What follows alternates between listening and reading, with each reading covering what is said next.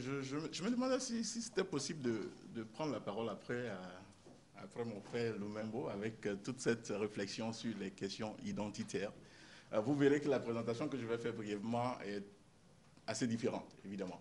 Je ne ferai pas de présentation sur l'ensemble des services d'accueil et d'établissement au niveau de la région Centre-Sud-Ouest. Je pense que nous avons dans la salle, et je vois quelques visages qui sont des responsables des différents fournisseurs de services sous les différents volets.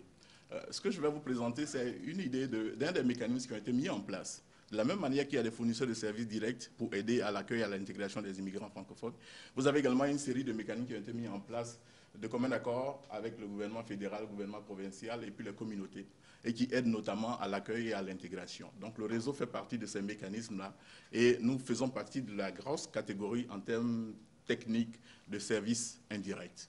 Donc je vais survoler assez rapidement, j'allais dire, c'est quoi le réseau, quelles ont été les réalisations de ce réseau-là, et puis on va, vers la fin, je vais terminer la présentation sur une espèce de réflexion avec vous, parce que la question m'a été posée, quel va être l'avenir de l'immigration francophone en Ontario? Et puis, je pense que la partie la plus intéressante, ce sera surtout les débats que nous aurons à la fin des présentations.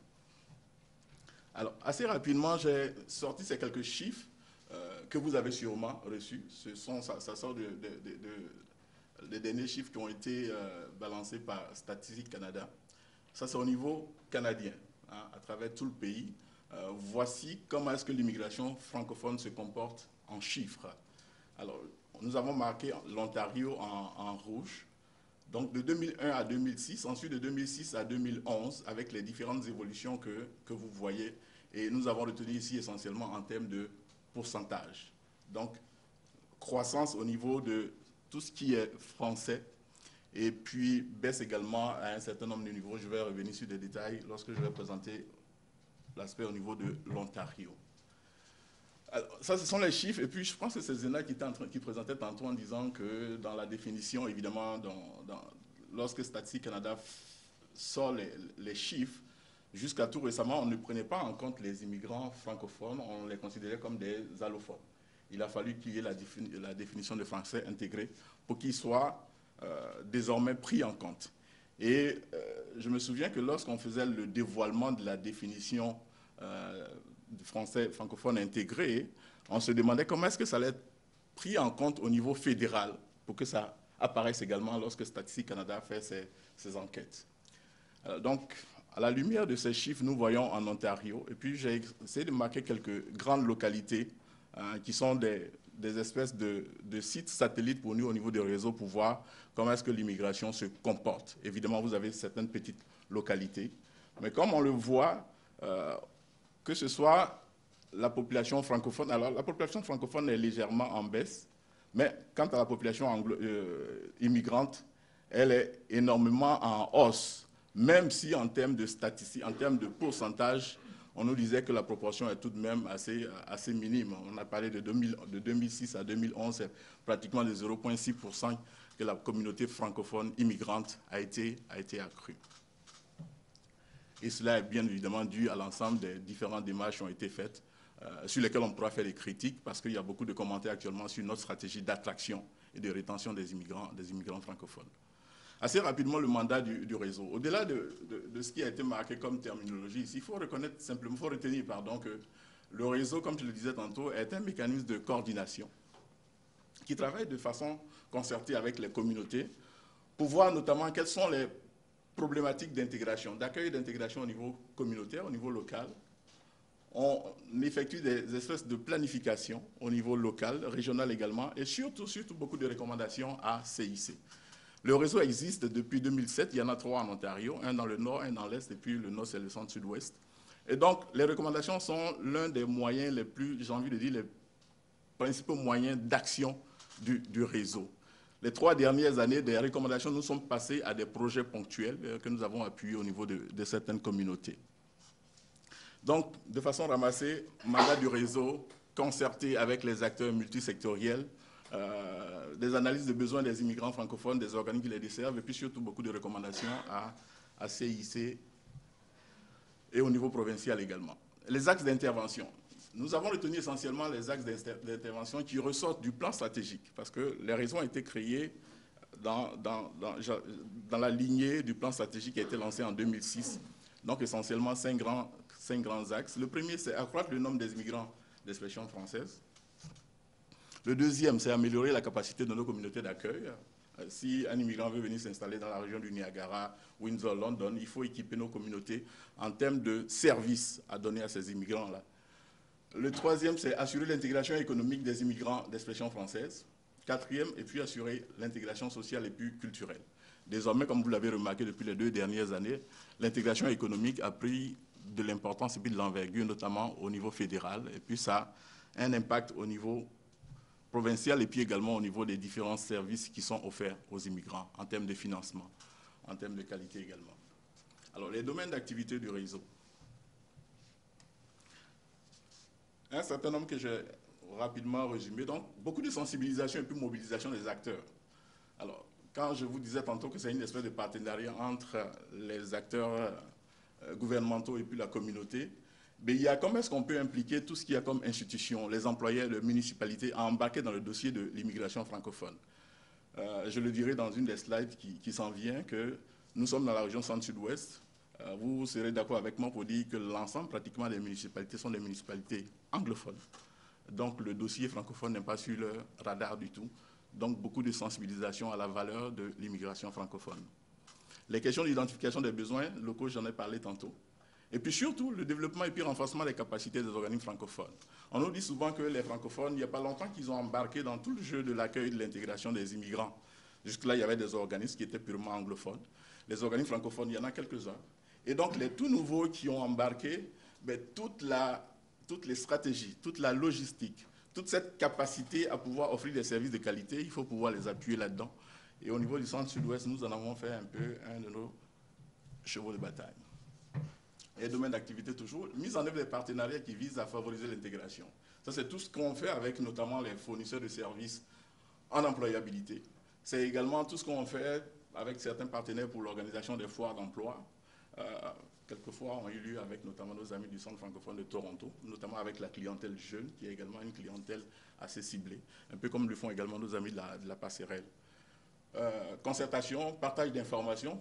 Pour beaucoup, vous avez sûrement assisté à certains des forums du réseau. Ce sont les espaces où on réfléchit donc sur les thématiques que nous arrêtons habituellement avec l'ensemble de nos comités locaux pour voir quels sont les enjeux qui, cette année, vont retenir notre attention. Et habituellement, je vous dirais que l'intégration économique est toujours présente au niveau de ces thèmes-là. Et puis, évidemment, la promotion des services d'accueil et d'établissement, aussi bien auprès des immigrants francophones eux-mêmes qu'auprès des fournisseurs de services anglophones. Quelques idées de projets, d'activités qui ont été accomplis par le réseau. Je vous ai parlé tantôt des forums. En 2009, je crois, nous avons créé une espèce de cadre permanent de concertation. Pour nous, ça rentrait toujours dans le cadre de renforcement de capacité. C'était de mettre j'ai envie de dire, autour d'une même table, ceux des organismes qui avaient déjà du financement de Citoyenneté et Immigration Canada depuis un certain nombre d'années. Et je peux citer le Centre francophone de Toronto, qui pendant longtemps est resté pratiquement la seule grosse structure qui avait toute la gamme de services d'accueil et d'établissement. Ensuite, nous avons eu la passerelle et puis ainsi de suite. Donc cette table-là regroupe, j'allais dire, tous ceux qui sont dans les services d'accueil et d'établissement, notamment les volets accueil et puis orientation. Nous avons commencé au niveau de trois groupes de ces organismes-là, Centre francophone, Akfo London Sarnia, pour permettre à les francophones de partir des entreprises. Donc ce fonds de microcrédit a été lancé et pour pouvoir bénéficier de ce fonds de microcrédit, il faut faire un plan d'affaires. Donc le réseau a eu appuyé à travailler avec ces deux organismes-là. Ce qu'on a fait, c'est qu'on a eu à embaucher une firme de consultants qui a donc offert un ensemble d'ateliers de démarrage d'entreprise. Et au jour d'aujourd'hui, le consultant nous disait qu'il y a un certain nombre de projets qui ont été déposés, il parle environ de 14 à 20 qui vont être déposés à la fin du processus. Et on espère pouvoir avoir la liste des premiers projets qui sont financés. Le financement est à hauteur d'environ 15 000 avec des formalités, des commodités de remboursement. Pardon. Nous avons également eu à appuyer un certain nombre de projets. Je vous ai parlé tantôt des coopératives dans la région de Windsor, dans la région du Niagara. Également parti un projet d'appui à des jeunes qui sont dans le secteur de l'art. C'est tous ceux qui voulaient monter un peu une espèce de projet pilote pour voir puisqu'on a des expertises au niveau des jeunes immigrants qui travaillent dans l'arrière-scène de tout ce qui est télévision, cinéma. Ils ont voulu partir un petit projet et pouvoir le vendre à des chaînes de diffusion. Nous les avons appuyés dans le démarrage de la première partie de ce projet-là. Atelier de renforcement des capacités, j'en ai parlé tantôt.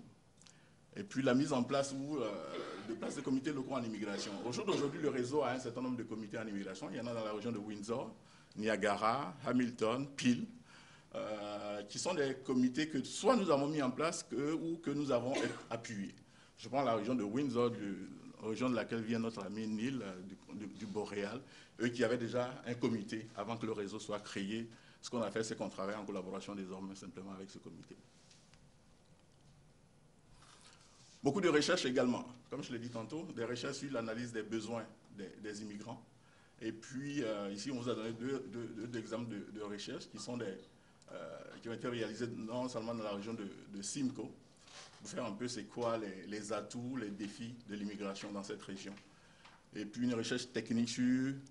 souvent, on nous dit que la région du Niagara, par exemple, il y a beaucoup de secteurs qui sont en demande au niveau des travailleurs saisonniers. Pourquoi est-ce que les immigrants francophones n'y vont pas? Puis il y a beaucoup de rumeurs, c'est parce qu'ils ne sont pas solides au travail, c'est parce qu'ils sont paresseux, c'est parce qu'ils n'aiment pas, c'est des emplois saisonniers. Bref, on a fait une petite recherche pour voir c'est quoi la réalité exactement. On pourra toujours discuter de cette étude-là. Quelques défis. Et ici, je pense que j'avais un petit doute, je me demandais si c'était les défis des immigrants ou les défis du réseau, parce que c'est deux choses qui sont complètement différentes. Alors vous allez voir, pour ne pas prendre une décision, là, j'ai mis les deux défis ensemble. Donc, vous allez avoir des défis qui touchent à la fois le dossier de l'immigration de façon globale et puis des défis qui ont une répercussion donc, sur les immigrants francophones. Alors, je vous le disais tantôt, les employeurs et les municipalités, ce sont des acteurs qui, pour l'instant, nous avons du mal à impliquer dans le dossier de l'immigration francophone. Ce qu'on apprécie énormément, c'est que, Dieu merci, déjà sur le terrain, vous avez certains de nos partenaires, je pense à la Passerelle, je pense également à la Bonne Affaire, qui font déjà un travail extraordinaire avec les employeurs. Donc, on ne va pas réinventer la roue. Ce qu'on va faire, c'est de travailler en partenariat avec ces organismes-là et maximiser comment est-ce qu'on atteint ces employeurs. Les exemples de foires que nous avons organisés, par exemple, avec le Centre francophone de Toronto, font partie de ces efforts-là, qui sont de voir comment est-ce qu'on rejoint ce type de clientèle-là pour les intéresser à notre dossier. Ensuite, encourager les partenaires à avoir des initiatives des initiatives ou des projets à caractère collectif. Ça, c'est un de nos défis parce que habituellement, les organismes viennent voir le réseau, mais ils viennent toujours, j'ai envie de dire, excusez-moi du terme, en solo. Un organisme se présente avec un projet et ils veulent qu'il soit appuyé ou financé. Or, malheureusement, le financement qui est accordé par le réseau, c'est un financement qui vient du fédéral, donc qui vient du CIC.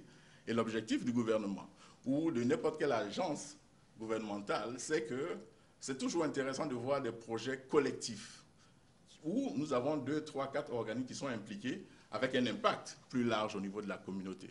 Donc ça reste encore un défi, comment amener plusieurs organismes francophones à travailler ensemble sur un projet. Et il y a une nuance entre avoir des lettres d'appui et être des partenaires dans l'organisation, dans la délivrance d'un projet. Et puis les suivis des recommandations. Alors, le cheminement, c'est le suivant. Nous faisons des forums, des analyses de besoins. Les rapports sont adressés à CIC au niveau régional, au niveau national.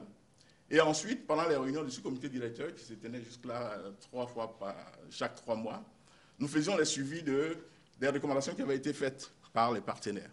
Le défi, c'est, vous pouvez faire une recommandation à un ministère tel que le ministère de l'Éducation ou le ministère des collèges et universités. Le ministère est libre de faire un suivi à cette recommandation. Oui, c'est une recommandation. Ils vont essayer de voir comment est-ce que c'est prioritaire, comment est-ce que eux, ça cadre avec leur programmation. Ça reste encore un défi, mais Dieu merci, il y a un certain nombre de suivis qui ont été faits à des recommandations et on pourra toujours donner des exemples si jamais vous avez des questions là-dessus. Alors, le dossier de l'immigration ne fait pas nécessairement partie des priorités des municipalités, j'en parlais tantôt. Les stratégies d'attraction et puis de recrutement, ça reste un gros défi.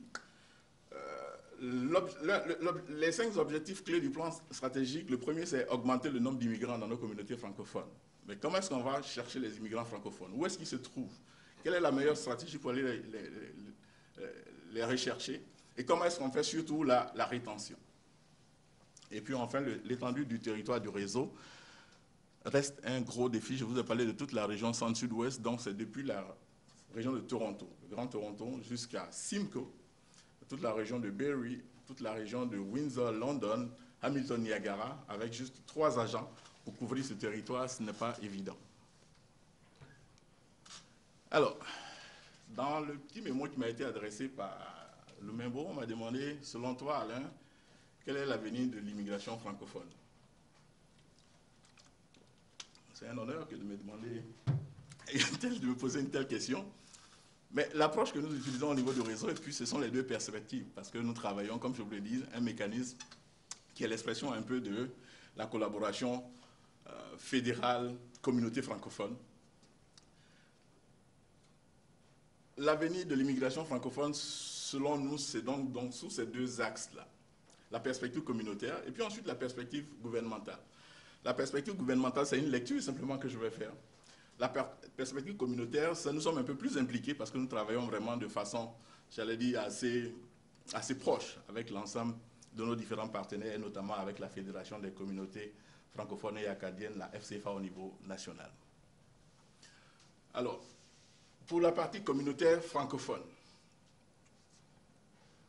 et j'ai repris ici, j'allais dire, les quelques éléments des discussions que nous avons eues au niveau national avec quelques responsables de la FCFA, c'est de poursuivre de façon conjointe avec CIC l'élaboration et puis la mise en place du prochain plan stratégique. Vous savez que le plan stratégique est arrivé à échéance en 2013 et les négociations sont actuellement en cours pour voir quelle va être la suite de ce plan. Les réponses que nous avons actuellement, c'est que oui, l'initiative francophone va se poursuivre. Sous quelle appellation, ça, on ne le sait pas encore. Mais au moins, on sait que l'initiative francophone se poursuit. Les communautés francophones souhaitent également contribuer à articuler les priorités. Et je vais en parler, surtout lorsqu'on voit le virage que prend l'immigration au Canada. Que les enjeux en lien avec la vitalité démographique, culturelle, économique des communautés soient pris en compte. Parce que ça, ce sont les éléments qui sont les éléments fondamentaux au niveau de l'approche des communautés francophones en immigration. N'oublions pas, quand on lit le plan stratégique, et jusqu'à présent, tout ce qu'on fait, il faut que l'immigration francophone vienne contribuer à la vitalité économique, culturelle et sociale de nos communautés francophones en situation minoritaire. Ça, c'est l'un des fondements de notre approche en matière d'immigration. Et puis, évidemment, être associé à la mise en place, à la mise en œuvre de la stratégie en immigration au niveau de l'Ontario. On s'est tous réjouis, l'Ontario est la seule et la première province au Canada qui s'est dotée d'une stratégie en immigration avec une cible francophone. Et donc les communautés francophones souhaiteraient être associées dans la mise en œuvre de cette stratégie-là. L'immigration francophone reste une priorité pour le gouvernement fédéral. On l'a vu lors du dernier appel d'offres de CIC, qui permet notamment de financer les fournisseurs de services. Je vous dirais que quand on regarde le nombre d'organismes francophones qui ont été financés, on se dit qu'il y a quand même un espoir. Le fédéral essaie de voir comment avoir une certaine représentativité au niveau des différentes régions. Et surtout, pour parler essentiellement des réseaux, au Canada, il y a 13 réseaux qui existent. Tous les 13 réseaux ont été reconduits. Et ça, c'est une excellente chose. Et vous avez également vu, lorsque CIC, on a lancé notamment la feuille de route sur la dualité linguistique, les priorités sont revenues, éducation, communauté et puis immigration. Alors pour nous, ce sont des signaux qui disent que le dossier reste toujours prioritaire pour le gouvernement fédéral. Et au niveau provincial, bien évidemment, avec la nouvelle stratégie qui a été lancée. Les enjeux et puis les objectifs du changement actuel. Le système d'immigration rapide et souple qui correspond aux besoins de l'économie canadienne. Nous avons vu depuis les 2-3 dernières années, c'est vers ce virage-là qu'on tend. Désormais, on nous dit que l'immigration doit être au service du développement économique du Canada. Alors quand on voit ça, et qu'on se rappelle un peu des enjeux que j'avais mentionnés tantôt en disant que pour les francophones, le plus important, l'immigration doit contribuer à la vitalité sociale, culturelle et économique. On essaie de voir est-ce qu'il y a arrimage ou est-ce qu'il y a une divergence à ce niveau. On pourra toujours mener la discussion ensemble. Alors, en termes de conclusion, moi je vous dirais simplement que de plus en plus nous remarquons qu'il y a un engagement des communautés francophones. Nous le sentons à travers les différents forums que nous organisons. Nous le sentons également à travers les différents comités et tables qui existent dans différentes régions, qui sont des espaces où les francophones se réunissent pour débattre des enjeux de l'immigration, pour débattre des enjeux de l'offre de services aux immigrants, l'amélioration des services. L'immigration francophone, je l'ai dit, ça reste une priorité pour le fédéral et puis le provincial. L'accessibilité des services d'accueil et d'établissement, c'est tout de même une réalité, même s'il y a encore des efforts et puis il y a place à l'amélioration. Il faut continuer de préparer et puis d'accompagner les nouveaux arrivants, notamment dans leur processus d'intégration économique. Et si le temps nous permet, on pourra discuter d'une étude que nous venons de terminer dans la région notamment de Hamilton, où les employeurs nous ont dit c'est quoi les blocages, eux à leur niveau actuellement, qu'est-ce qui est le plus important lorsqu'ils veulent embaucher du monde. Je pense que nous avons identifié un certain nombre de pistes qui seront des pistes sur lesquelles on va travailler avec les fournisseurs de services en employabilité. C'est notamment toute la question linguistique. C'est sorti comme la première exigence des employeurs. Au jour d'aujourd'hui, quand ils embauchent quelqu'un, ils ne cherchent pas à savoir s'il est immigrant ou non. Ça, c'est ce que les employeurs disent. En ce qu'ils disent et puis ce qu'ils font, il y a peut-être une nuance. Mais tout au moins dans la recherche, c'est ressorti clairement que ce qu'ils cherchent, c'est d'abord capacité à parler, à être très bon en anglais et en français. Ensuite, l'autre élément qui était, je pense, c'était la capacité à maîtriser tout l'environnement culturel de la boîte. Et ce sont ces pistes-là, je pense, sur lesquelles il faut travailler avec tous nos amis qui sont dans les services d'appui à l'employabilité. C'est sûr qu'on va toujours... Les questions de racisme déguisés, subtils, vont toujours demeurer.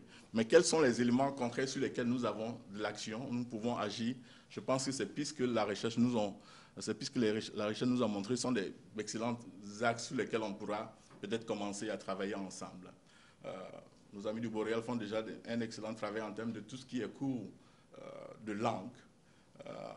Avec la nouvelle orientation, vous avez vu sûrement en 2014 le nouveau programme de CIC qui va sortir. Il va falloir que les gens aient déjà l'expertise au niveau du français et puis de la langue, de l'anglais avant de rentrer au Canada. Ça va sûrement diminuer peut-être ces problématiques. Alors, quoi qu'il en soit, je termine en disant que notre capacité à négocier et puis à nous adapter au virage actuel avec et le provincial et le fédéral, ça va être sûrement ça, notre porte de sortie pour que l'immigration francophone continue. Nous sommes déterminés en tant que francophones. Ça reste une priorité pour les gouvernements, sauf qu'ils ont une certaine vision.